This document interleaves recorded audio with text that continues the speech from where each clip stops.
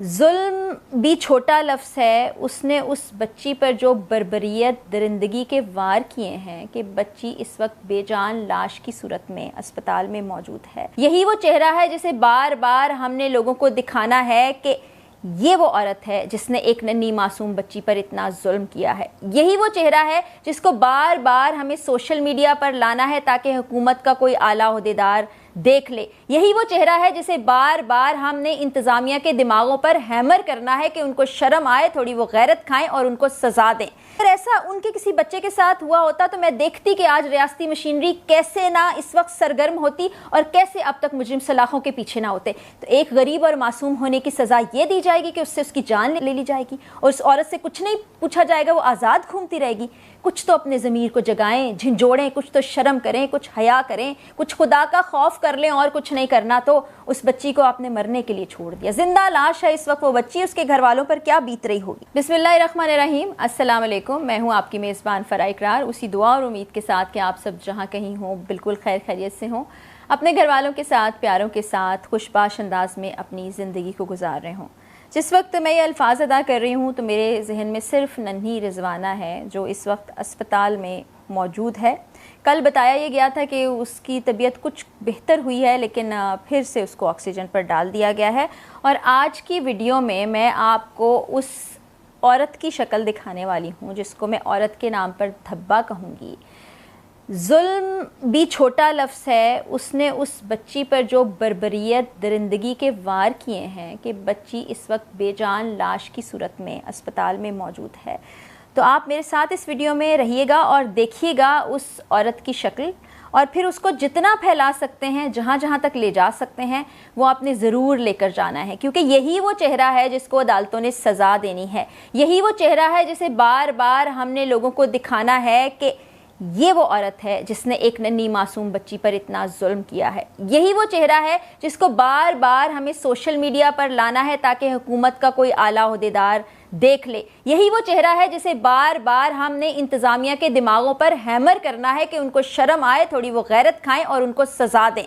اس وقت کا سٹیٹس یہ ہے کہ جناب فاروق حیدر صاحب کی، جسٹس فاروق حیدر صاحب کی عزت مآب عدالت سے 1 اگست تک گرفتاری سے قبل ضمانت مل چکی ہے جج صاحب کی بیگم کو، اور جج صاحب جن کو انصاف کا بول بالا کرنا تھا، جن کو لوگوں کو انصاف دلانا تھا، وہ اپنی بیوی کو بے انصافی کے ذریعے سے، 2 نمبری کے ذریعے سے اس وقت گرفتاری سے بچا تو رہے ہیں، لیکن آخر کب تک بچائیں گے۔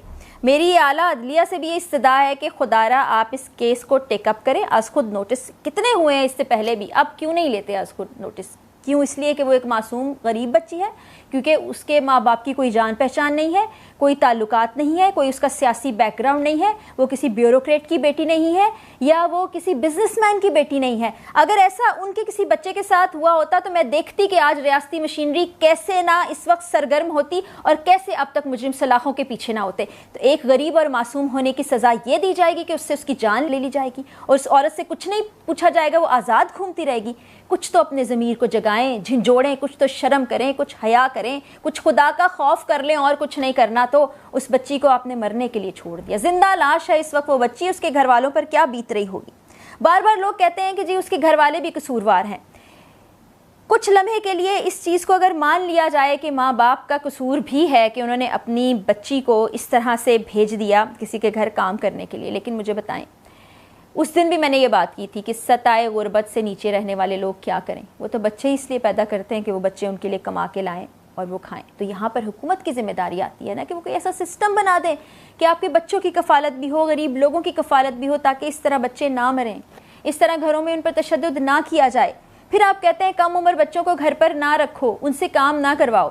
تو مجھے یہ جواب دیں کہ جب آپ کام پہ رکھنے سے منع کر دیں گے، کوئی اور رکھ لے گا، کسی ورک شاپ والا، کسی دکان والا، کسی ہوٹل والا۔ ان بچوں کا مستقبل تو یہی ہے، اس پر قوانین ہونے چاہیے۔ اب پوری دنیا میں اگر قانون کی ہم بات کریں تو 18 سال سے کم عمر بچہ بچی کام نہیں کر سکتے۔ ہمارے ملک میں جناب بڑے افسوس کے ساتھ آپ کو بتاؤں کہ یہ عمر 14 سال ہے۔ 14 سال وہ عمر ہوتی ہے جب بچہ ٹھیک سے سوچ بھی نہیں سکتا، وہ اپنی ٹین ایج میں پراپر قدم بھی نہیں ابھی رکھ پایا ہوتا کہ اس کو کام پر لگا دیا جاتا ہے. اور مجھے سمجھ نہیں آتی کہ یہ عورتیں کس فرسٹریشن کا شکار ہوتی ہیں. اس سے پہلے بھی ہم نے ایسا ہی واقعہ دیکھا تھا, وہ بھی غالباً جج صاحب کی بیگم تھی جن کو سزا بھی ہوئی تھی. تو آپ کیوں ظلم کے پہاڑ ڈھاتے ہیں ان بچوں پر؟ کون سی ایسی تسکین ہوتی ہے جو آپ کو ہو جاتی ہے ان تمام معاملات کو کر کے؟ اور اتنا تشدد, آپ کے اپنے بچے بھی ہیں ان خاتون کے ساتھ, آپ کو ہم دکھا رہے ہیں بیچ بیچ میں تصویر میں کہ ان کے اپنے بچے بھی ہیں, شوہر بھی موجود ہیں, اور کس طرح سے ان کا ضمیر گوارا کیا کہ اس بچی کو مارا جائے. اسپتال کے جو ہیڈ ہیں ان کے ذریعے سے پتہ چلا کہ بچی کی ایک بھی ہڈی سلامت نہیں ہے, اس کی پسلیاں ٹوٹ چکی ہیں, خون کی روانی متاثر ہو گئی ہے. آپ دیکھیں اندرونی طور پر اس بچی کو کتنی چوٹیں پہنچی ہیں, اور جس تکلیف میں وہ ہے وہ تکلیف کا آپ, میں, اس کے ماں باپ کوئی بھی اندازہ نہیں لگا سکتا. وہ ننھی معصوم 14 سال کی بچی ہے جس کا کوئی قصور نہیں ہے. اس کا قصور صرف یہ ہے کہ وہ غریب گھرانے میں پیدا ہو گئی اور اپنی ماں باپ کی مدد کے لیے کسی کے گھر میں جا کر کام کر رہی ہے.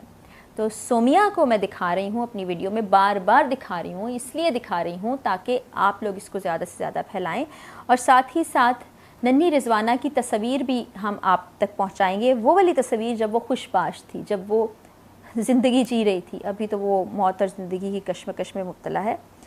تو جناب سومیا صاحبہ کو ہم چاہتے ہیں کہ سزا ملے. سومیا سے ہماری کوئی دشمنی نہیں ہے, لیکن جو بربریت اس نے اس بچی کے ساتھ برتی ہے, ہم چاہتے ہیں کہ ان صاحبہ کو عبرت کا نشان بنایا جائے. ان کو ایسی سزائیں دی جائیں کہ آئندہ کوئی کسی بچے کی طرف دیکھتے ہوئے, ہاتھ لگانا تو دور کی بات, اس کے ہاتھ کانپیں اور وہ سوچیں کہ فلاں خاتون تھی, اس کو ایسی سزا ملی تھی, اور ہم نے اگر ایسا اقدام کیا تو ہمیں بھی ایسی سزا ملے گی.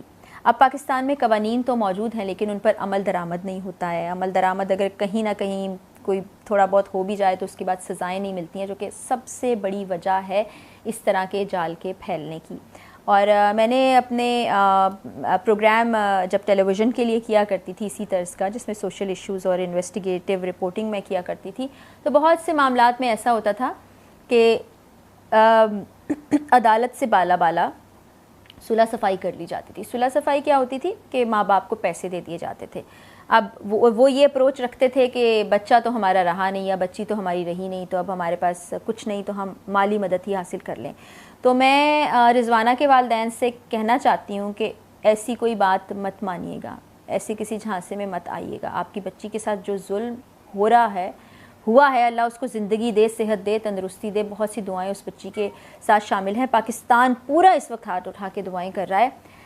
پیسوں کی ضرورت ہوگی, ہم سب لوگ مل کے آپ کو پیسے دے دیں گے. جو آپ کی زندگی کی ضروریات ہوں گی وہ ہم پوری کر دیں گے.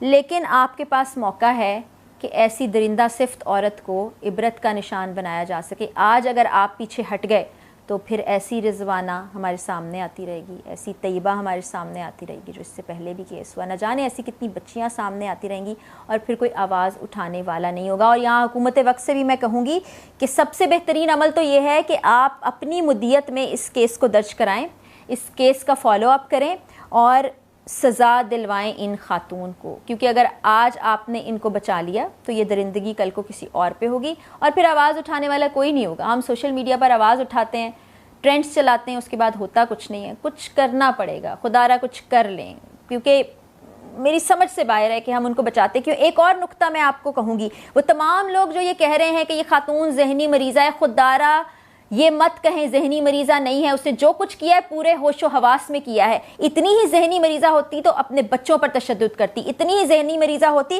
تو اپنے خاوند پر چھریاں چلاتی, اتنی ذہنی مریضہ ہوتی تو اپنے خاندان کے لوگوں پر تشدد کرتی.